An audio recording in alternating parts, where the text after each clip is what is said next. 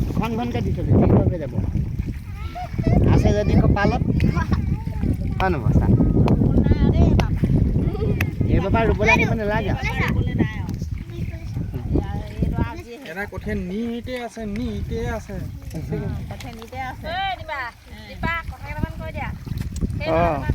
এই আপোনাকে উঠাইছো খালে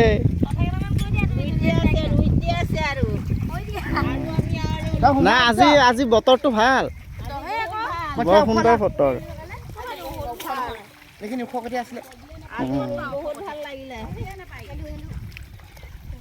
ওখ কঠীয়া কিনো এই দিবা সেই কঠীয়া কাটি ওখ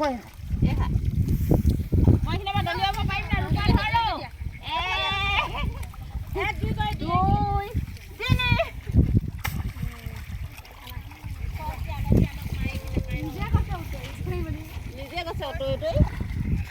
গৈছে